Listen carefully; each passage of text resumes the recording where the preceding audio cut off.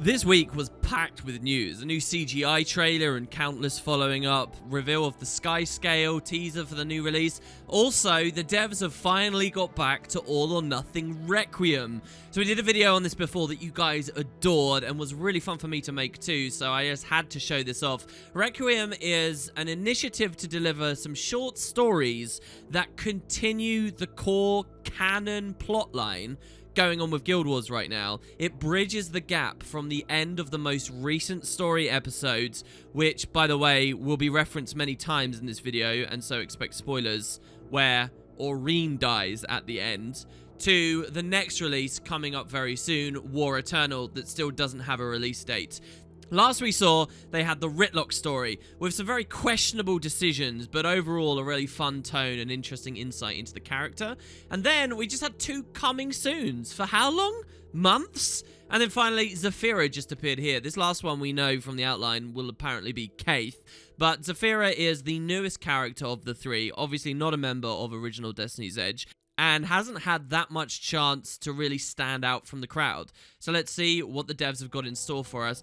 Explore the thoughts of your three allies following the events of All or Nothing. To read a story, click on one of the characters' portrait and follow the links to progress. The series will contain heavy spoilers for Living World Season 4. I was worried that maybe the person who was responsible for the publishing of this stuff or the writing of this stuff had been laid off, but it is continuing, obviously. So yes, heavy spoilers, and let's continue. Now, I'm doing this blind. I have no idea how long it is or how good it is. I've seen some early feedback of people enjoying it, and I guess to just remind you all, well, the last we saw Zafirah was in that long corridor as we stagger forwards, and she says, oh, but we were supposed to win, I think it was. We walked past her, and she's bemused that we failed because the prophecy was that there's a world without Kraukatoric, so how could this have happened? And yeah, she generally looks a bit devastated. We stagger past and then have that big final scene. So she is one of the characters we hear right there at the end. The character in general, if you really need this detail, was the follower of Balthazar, first appeared as an Easter egg, a mysterious NPC in the epilogue of Path of Fire that disappeared, only to reappear during the most recent Living World storyline as at first an antagonist, but then ends up following us at the Sun's Refuge going into this recent patch. So quite a new addition to the cast, but people have really enjoyed. So here we go. There was a vision, she says. A promise that we'd win. My god is dead. Aurene, gone. The warmth of Balthazar's spirit is now just cold, lifeless crystal.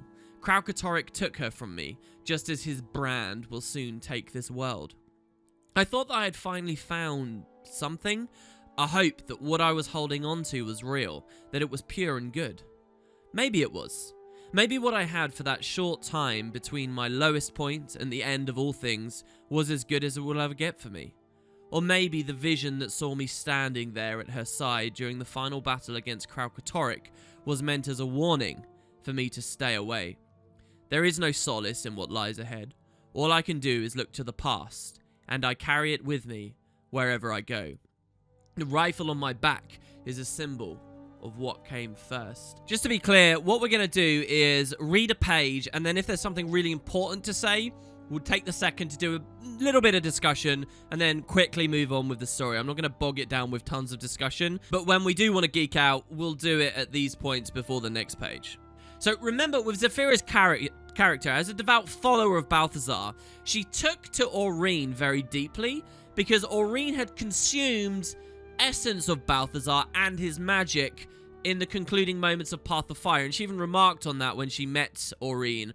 I think, what is it? Balthazar's greatsword reacted to Aurene, and we were like, yeah, Aurene's basically got Balthazar's magic in there. Remember, though, it's not much Balthazar's magic. Balthazar was depowered by the gods, then grabbed a bunch of new magic from the Bloodstone, and then that was kind of released. But, you know, Zafirah felt a connection to Aurene because she in some way had taken the essence of Balthazar, as the end of Path of Fire showed, right? So now Aurene's gone too, and that's what they're getting at here. And this vision would be, you know, not the most recent episode, but the one before, where we saw flash after flash after flash of Aurene fighting Kraukatoric. And yeah, Zafirah in that cutscene was at her side, and she's saying maybe that's not even what we should have been looking at. So the rifle on my back is a symbol of what came first. So we're going to learn about her rifle, which was the defining point of her. She was sniping us, right, in that boss fight. She says, the first things I remember, the glare of the sun, the blistering heat of the desert, and my family's screams. There are other voices too, deeper, guttural, crying out their praise for Palawa Joko as if the Lich could hear their devotion across all of Ilona. My mother and father, my sister and my brother, they hurried me out to the door and into the vast desert with only my mother's rifle and a small bag, heavy with ammunition. Too heavy for a child, but not nearly enough for what lay ahead. They told me to escape to Amnoon, made me promise I'd survive. So I ran, and their screams became one with the desert winds howling at my back. I fled north, through the Scourge Way, through the Desolation, and away from Joko, whatever that meant in Ilona. Then I hit the Bone Wall. Nobody could sneak through the gate without going through at least 3 dozen awakened, and those weren't the mindless boars that wandered through farms and villages, scaring up support for the Lich. These ones couldn't be fooled, couldn't be reasoned with. If you tried to slip through the gate with a flimsy excuse or poorly forged papers, you didn't go to prison. You were killed on the spot. I saw it happen as I was summoning the courage to try my own luck. The poor fool stumbled in front of me, insisting he had permission to cross with a small group of farmers working the Ellen Riverlands beyond. The guards showed him no patience, no mercy. Maybe he was part of the group. Maybe he wasn't. It was clear to me that I'd never get through on my own. I was trapped, wandering the desolation. My take on this is that it's fantastic in we're actually getting a lot more insight into the Bone Wall. You guys might remember my opinion on this. It feels kind of like a dead, unused part of the setting and story that we just sort of walk through it in the main campaign, and I appreciate we were going in the reverse direction, so maybe you can say it was a bit easier. Seemed like maybe the devs might have been doing some kind of meta event with it that never ended up in the game. There was going to be some kind of transition, a bit like Tangled Depths into Dragon's Stand. You know, we have the 2 portals, but it was a thing I was always fascinated to go to, and then never factored into the story very much. So the fact that now we get a short story talking more about the refugees, which is a core part of this expansion, you know, and Joko looking back at him even though he's exited the story at this point, I really like it. Just makes the whole thing feel very cohesive and tightly bound together. It's nice to get this story at this point, just as you think you should start forgetting about Joko and the desert and what was important to the expansion. We're thrown it to look at it again, and I like that. So I was trapped, wandering the desolation. I'm not sure how long I hid in the desolation. I was alone with 46 bullets left in that heavy bag my family placed in my hand. Some wild game lasted longer than others, but once I was out of ammunition, that was it. I needed to escape through the Joko gate. There were rock gazelle, of course, sand eels and devourers, though missing a shot meant drawing their attention, which was dangerous. I learned not to do that. One particularly desperate day, I even tried making a meal of a sulphurous ooze. The less said about that, the better. If any of Joko's awakened found me, they needed bullets too. But that was a waste. I learned to hide from them. When I wasn't out hunting or trying to plot my way through the gate, I was left alone with my thoughts. All of them about the family I'd lost and everything that had been taken from me. There had been the farm, chores, target practice in the morning, the routine of a simple life. A life that wasn't mine anymore. Of course I wanted to mourn. Of course I wanted to grieve. But I couldn't. To grieve would take time, effort. I couldn't waste it. I needed to survive. I needed to move on. I needed to get to the Ellen Riverlands, to the Crystal Oasis, to Amnoon. It would be 31 pulls of the trigger before I'd have that chance. So each pull of the trigger being a bullet. I love this mention of the ooze here, reminding us of that strange quarry. And again, that Amnoon is seen as such a hopeful, distant place for most characters in this setting, despite the fact for us, the expansion starts and we're kind of just immediately there. Find my center. Breathe out. Don't pull. Squeeze. This is obviously about pulling the trigger, right, and lining the snipe up. This reminds me of a movie. Which movie has a scene very much like this? The don't pull squeeze line in particular. The crack of the bullet. The flame at the muzzle. The kick of the rifle. Then, the long silence. The rock gazelle's silhouette disappeared from the horizon. It was done. But there was already another silhouette in the distance. Awakened, I thought. I looked through the rifle scope and saw it was an Elonian, a woman dressed in finery nicer than I'd ever seen. She was looking out at the gazelle, checking to see how it fell. She turned in my direction and waved, sitting down on a rocky outcropping, as if waiting for me. I felt something. How long had it been since somebody acknowledged me? Weeks? Over a month at least. I reloaded the rifle and pulled the strap over my head so it hung loose by my side. If she tried to take my kill from me, it would be easy to sling the rifle up into my ready arms. As I got closer, the shock on her face was clear as the sky was blue. She shook her head, impressed, and gestured down at the dead gazelle. Flies were already congregating. "This was you?" she asked. "Yes." "What's your name, girl?" I remember her careful movements, slow, deliberate, unafraid. As I put myself between her and my kill, she explained that the gazelle wasn't mine, that it belonged to the shepherds who paid the Hamaseen good money to keep the herd alive. But her tone wasn't patronizing or malicious. She seemed impressed, amused, nothing I'd expected. "I don't know what the Hamaseen is," I'd insisted, "but it can't have this one, and neither can you." She smiled then. "Not for nothing," she said. I remember that because I would hear it many times after. She asked me who taught me to be such an incredible shot. I offered her no answer except for my silence, but she saw something in me, something I didn't mean to show.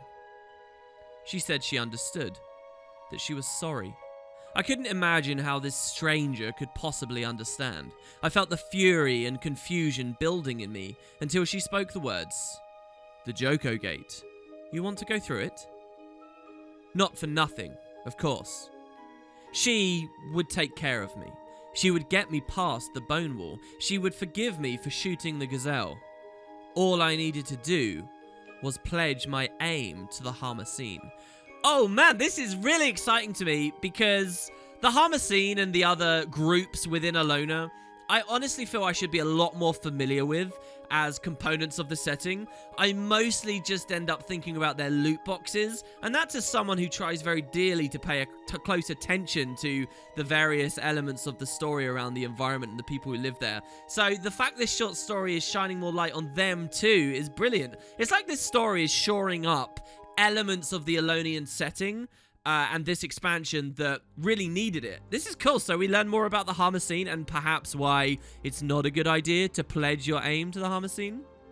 Zalambur was quick to see my talent and quicker to take advantage of it. If he didn't, in his mind, somebody else would.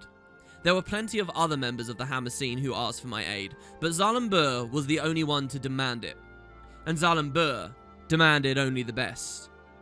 When he first laid eyes on the old, battered rifle I carried, it didn't matter to him that I could hit anything I saw in my scope. He couldn't know what it meant to me. Against my wishes, he replaced my mother's rifle with a new one, branded with a symbol of the Hamaseen. Its scope was twice as powerful, and capable of firing twice as quickly, with half the kick. He told me I would need it if I was to be his Deadeye. I hated it, but also I loved it. I don't know what happened to my mother's rifle, but Zalambur insisted it didn't matter. It was a thing, an instrument, a tool to be used, then discarded. The new rifle served me well, as targets soon turned from wild game to awakened. Then to Alonians I didn't recognize. Then to Alonians I did. Zalambur climbed the ranks of the Hamaseen atop a pile of my shell casings. I was respected among the Hamaseen, but with that respect came fear. Even with all the power Zalambur offered, I felt something missing. There was an emptiness to it all. I wouldn't know what that something was until I found the Zaishan. This is great, because as I read it, I'm wondering how she gets to the path of following Balthazar specifically. And we're going to get stuff on the Zaishan. I also love, it kind of shows quite a real world thing here, where impoverished people and those with little options end up turning to gangs to get by and to succeed and to survive. And that's exactly what we saw happen with her. I hope the short story doesn't go in a weird way where she's just kind of on a world tour of factions among the Elonians. But, I mean, if we're already at the Zacian, that's obviously not going to happen, right? Because this is tightly close to the Balthazar stuff. So how is her transition from Hammerstein to Zacian going to go? And does this mean we're going to meet Zalambur later again and he'll talk more about her specifically? That'd be nice, a meeting between the two. We haven't seen that, right? Zalambur and Zafirah? Okay, so I found the Zacian. For as long as I could remember, the 6 gods had no place in Joko's Elona. I'd never spent much time thinking about them. Zalambur and his Hammerstein associates weren't exactly devout, and my own parents, as far as I remember, didn't pray to any of the 6. So when Zalambur told me I was going to be protecting a group of Zacian priests as they travelled through the Joko Gate from the Desolation into the Elen Riverlands, the very same path I had travelled years before, I didn't think much of it. Zalambur sent me to work with many Elonian factions after all. He always considered himself something of a caregiver to the oppressed, suffering under Joko's heel. If there was a group out there capable of irking the Lich Lord, then Zalambur took great satisfaction in throwing his support behind them. But looking at these priests, I wondered why Zalambur was wasting his time. I met them in a small cave surrounded by acrid, toxic pools, somewhere east of the Helsoid Seeps. There were 8 of them, all of them garbed in heavy robes dyed bright orange and black. Their leader, Atsu, had some sort of decorative mesh headwear that covered his face, like a helmet with no actual defensive purpose. I remember thinking it was silly. To be honest, everything about the Order of the Zacian seemed silly to me at first. Balthazar was a god of fire and war. How do you live your life by fire and war? I was an agent of death and destruction within the Hammerstein, but I hadn't sought it out. It wasn't a part of me. After years of service, even with the power and prestige Zalambur offered, I still felt nothing but emptiness and the fear of others in the Hammerstein. I could never be one of them, not truly, because if they crossed Zalambur, I was the one he would send to end them. People kept me at an arm's length. Who would want that? Who would crave that? I was wrong. I was wrong about everything. Wasn't this the line they used to advertise this post or talk about this post? But up here, this place, the Seeps, is real. I'm not even sure if I'm pronouncing it correctly, to be honest with you. That's a real place in the Desolation. I'm not sure about the little cave she's talking about. Also, their leader, Atsu, I feel like I recognize this name, but I've just wikied it, and it's not hitting any pages anywhere. So I guess maybe invented for this short story, unless I'm mistaken. But okay, so I was wrong about everything. That might mean that Atsu doesn't survive until the Pact Commander gets to this region of the world, and we might learn about that in this short story. Hey, who knows? Atsu, the priest, had done something I would never forget. I had just taken down an awakened patrol from high in the canyons above to guarantee safe passage north. Atsu had asked to come with me to my perch to see me at work. Zalambur didn't want me to anger these priests, so I agreed, though I paid him no mind, refusing to let his presence distract me. Find my center, breathe out, don't pull, squeeze. The crack of the bullet, the flame at the muzzle, the kick of the rifle, then the long silence. Zalambur had expressed joy when he saw my skill with a rifle, knowing how he could use it to further his own ends. Most others expressed surprise or fear, knowing then that if they were marked, they wouldn't see their end coming. But Atsu prayed. Praise be to Balthazar for this gift. He prayed after each shot I took, 4 to take down the whole patrol. I'd heard many different reactions to my prowess with a rifle, but I never thought it was some divine gift. I was unprepared for that. When I tried to dismiss it, he seemed disappointed. Not that I was rejecting his gratitude, but that, in his own words, I was unaware of just how special I was. How special I was to Balthazar.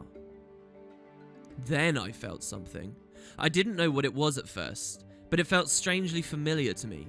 A power, a presence. Had I felt it before? Had it always been there? Atsu unsheathed his dagger and pressed the hilt into my palm. The Zacian insignia, Something I'd never seen before was carved into the bottom. To me, it looked like 2 flaming wings carrying a bullseye. He told me Balthazar praises those who act. Balthazar praises those who step forward, not back. Balthazar praises those who do not hesitate, both in life and on the battlefield. And most importantly, Balthazar praises those who can take a life to save others. To the Zaician, it's never about killing, but killing to secure safety for the many. Not to wage wars, but to win wars. Not to kill, but to protect. Atsu asked me what I was killing for as a Deadeye for the Hammercene. What had I become? Was this truly what I wanted to be? What I was meant to be? No. No, it was not. At least I thought it wasn't. I wouldn't know the truth until...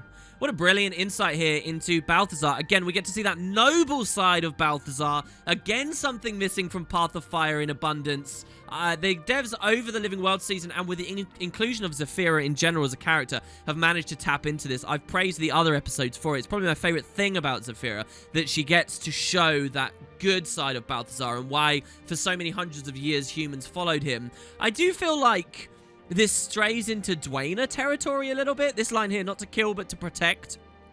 But I like this. I really like this. It moves, once again, away from what kind of core Guild Wars 2 did for a bit, and especially Season 3 and early Path of Fire did, where they kind of just made out like he's this nut job that just rampages around killing. The Asura describing it as the god of mass murder, and then that's just the bull we're going to roll with. I like this, that they temper those sides of the story and they add these other elements, which were kind of there definitely more in Guild Wars 1. I wonder whether we'll hear anything about the battle isles from these guys. That's probably out of scope of what they're trying to deliver here. Imagine if there's a chapter of Zafirah's life where she goes there. I don't know. Anyway, all right. At least I thought I wasn't. I wouldn't know the truth until Balthazar. The Zaician told me I was one of them, accepted me with open arms. I had been given a gift by Balthazar himself, they said, and I believed them. I felt Balthazar's presence that day. His power was there, all around me, guiding my hand. It had always been there, I realized, a shadow of a thought in the back of my mind. It wasn't until Atsu spoke to me in that cave, high above the desolation, that I finally realized my true calling. So I left the Hammercene, left Zalambur, left it all. But I kept the rifle. Under Atsu's guidance, I donned the garb of the Zaician. I learned the words Balthazar spoke to us long ago when he helped humanity conquer Ascalon. I learned to listen to his voice deep within me and spread it to those who could not hear him. The Zaician did not fear me. The Zaician did not want to use me for their own ends. The Zaician simply were, and I simply was. I was a part of them, a part of something greater than myself, greater than any one person. I was part of a family again. I was a priestess of Balthazar. And then, my god came to Tyria. Wow, I adore two things about this. First of all, the silence before the storm, that Balthazar actually arrives, that amazing moment in Season 3 and how someone on the other side of the world will become affected by it. But also, I just like this, getting to read in this fantasy setting, that idea of someone finding their faith. That's pretty interesting about the Alonans living under Palawa Joko's rule, that he's hammered out all worship of the Six and made them... I mean, would we consider them atheistic? I mean, they worship him as divine, right? And certainly the people in the regions of Vabi and whatnot actually are drinking the Kool-Aid and believe it about Joko. But the idea that she genuinely, truly is feeling something real about Balthazar, even though we actually know en masse humans are losing their faith, even in places like Divinity's Reach, and the gods aren't as integrated and aren't lending their gifts as much as they once were. And there is that recession. But here we have a character genuinely finding what she believes is something real in her faith here. It's nice. Okay, so then Balthazar arrives. I knew. The moment I saw him, I knew this was my god. I knew this was the one I had pledged my service to, the one who had given me my gift, the one who had brought purpose and meaning back to my life. But something was wrong. He stood before me, tall and imposing, power radiating from his physical form. But this power was different from what I had felt all those years before.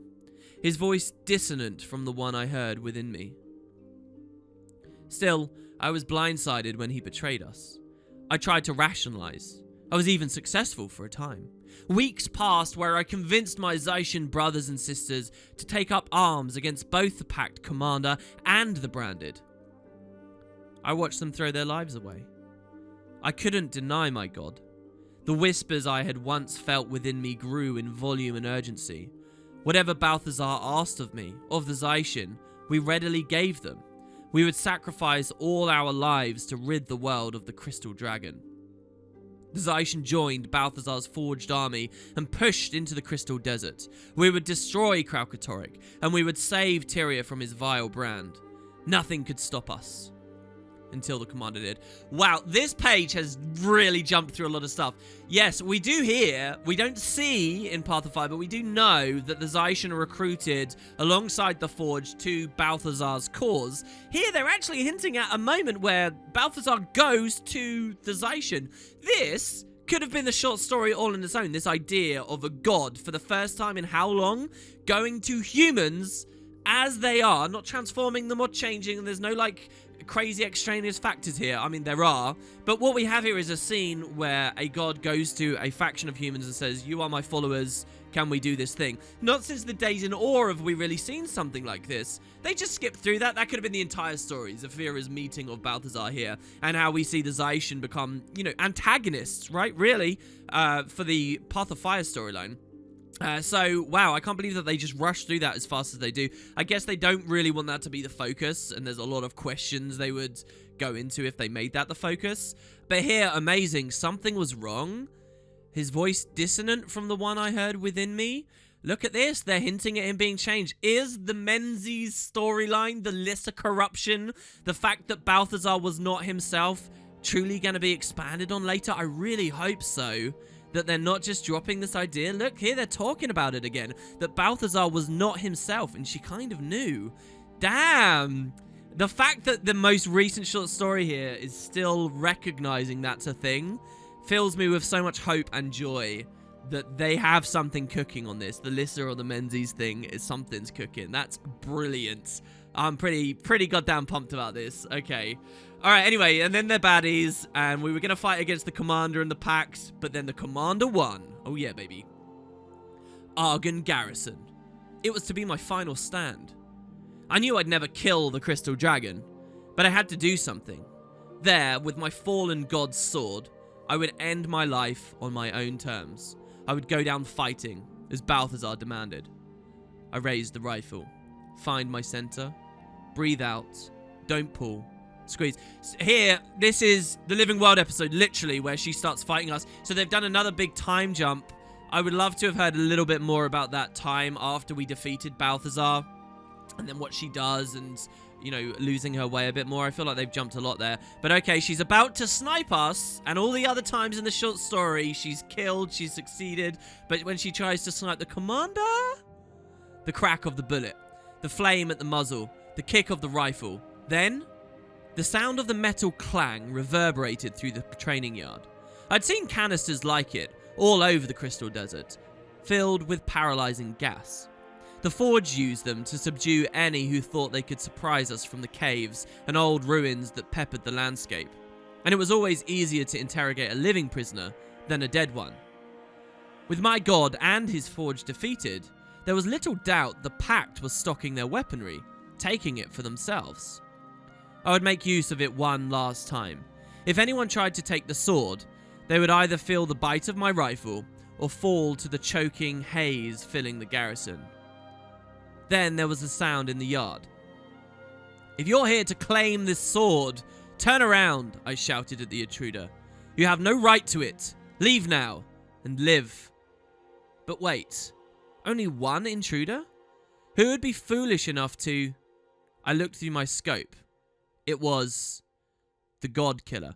Alright, so I misread this a little bit here. I guess on the previous page, as she's sniping, She's not actually sniping the commander yet. She hasn't realized. She just think it's some generic person coming for the sword. Now she realizes it's the commander. Okay, I looked through my scope. It was... By the way, this line was really important. Delivered actually in-game we saw this. Because it showed her merciful side, which the devs kind of had to do very early to make us then later accept her as an ally, right? Leave now and live, right? She says we can actually leave. She's not completely cold-blooded. And the short story's gone further into that, obviously, showing how she didn't really feel a part of the Hammer scene. It was the God Killer. I love how she calls us the God Killer. Not the Dragon Killer, the God Killer. Instinct. That's all it ever is in a fight. I was angry. I wanted revenge. And I told the commander that I wanted it. On the Pact, on Balthazar's enemies, that they had killed my brothers and sisters, and the God that gave me purpose. Later, much later, I realized this wasn't exactly true. While I did want revenge, it wasn't against the commander, or the Pact, or even my god's enemies. I wanted revenge against my god himself, against Balthazar. Balthazar killed the Zaishin, my brothers and sisters. Balthazar sent us to die, sent us to fight the Crystal Dragon, to give our lives for a war that could only end in Tyria's destruction. And it was the commander who killed him before he could kill all of us. The commander saved me and what was left of the Zaishin. We remember Balthazar differently. He helped us discover our best selves, helped us find a family. I cannot let who he became, the one who betrayed all of that, shake my devotion. My faith is not in the god himself, his flesh, such as it was. My faith is in what he made me feel, his power, his potential. A potential that lived on in Aurene. Until she died. This is moving really quickly now. I just want to say, I think that the U-turn on Zafirah here is glossed over a bit much. They say later, much later.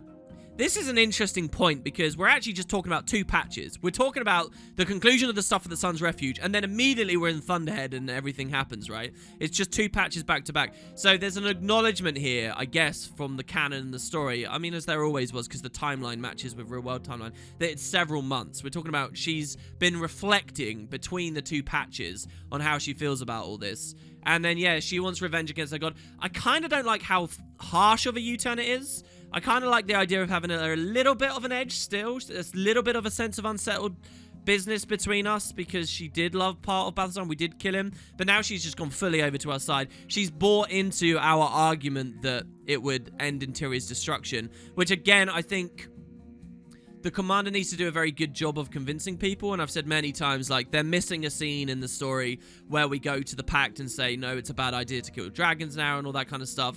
But all the characters around us just buy it wholeheartedly that Balthazar was wrong in fighting the dragons and so on. In any case, yeah, so I guess now, okay, Aurene is Balthazar, sort of, until she died. I don't know how long I knelt before Aurene's still form, searching for something, for anything. All I saw there was my own face, reflected back in the facets of Kralkatorix's crystal. I began to think about those hours in Argon Garrison. I began to think about what I'd done. Atsu's words came back to me. What are you killing for? I should have asked that before. I should have thought about how Balthazar treated the Zaishin, how he treated me, how he treated the Zaishin as his weapons to use as he saw fit, his tools, implements, things to be used, then discarded.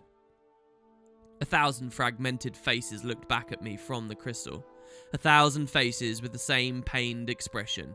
1,000 faces, all trying to find an answer to Atsu's question.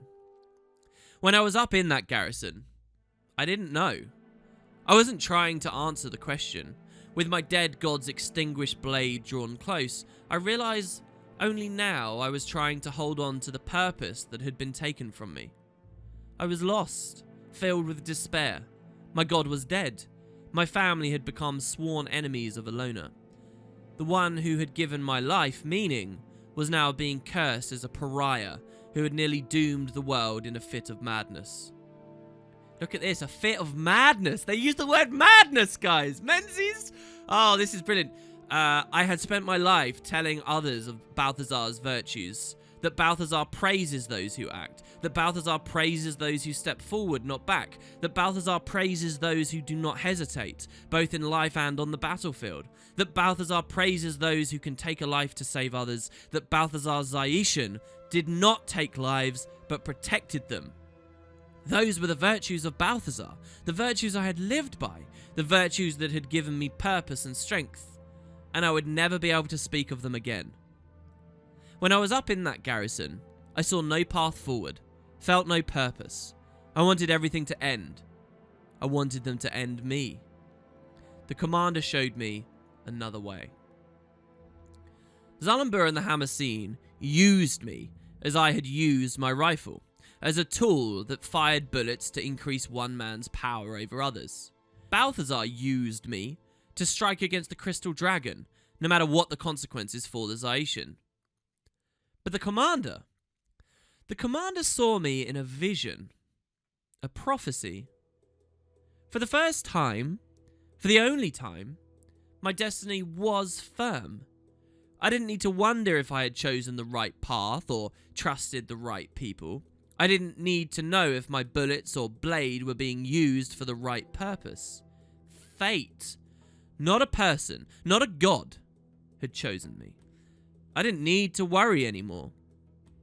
There was something else too. In these last fleeting weeks, I saw what family and leadership is truly meant to be. Aurene, blessed with Balthazar's magic, yet benevolent and caring. She stood in front of those weaker than herself. She died protecting the commander, protecting us. Balthazar would never have done that. I finally understood. This is pretty fascinating too, how in believing in fate, she finds purpose. I think that's a very human thing and a very tempting thing and a very dangerous thing too, as we see in the patch, right, and why she's so upset when we're staggering through that corridor. I note here as well that they actually came back to something I thought they skipped past a bit quick. All the time she had to do that U-turn on Balthazar, we see it actually is because of the prophecy. Between those two patches and those several months, what she's chewing on is the fact that she has a purpose now. Alright, so I finally understand. Balthazar is gone. Aurene is gone. Tyria is as good as gone. But I remain. I still stand, along with the commander and the pact, along with the Zaician. Fate dictated I be there at the end of the world. If it's about to fall to dust, then I will speak to the tenants of Balthazar until the ground crumbles beneath my feet. I will shout the story of Aurene and her champion until the breath leaves my lungs and I fall into the void. All the things I put my faith in have left me. Now, in these final moments, I put my faith in myself and in fate. Nothing else matters. And that's the end. I really like the way they ended that. I was kind of scared we'd have like a hackneyed sort of, now the commander is the person I believe in more than anyone else. He's my best friend and we're going to see the end of the world together. But no, it's actually still quite selfish ambition here. This is amazing as well.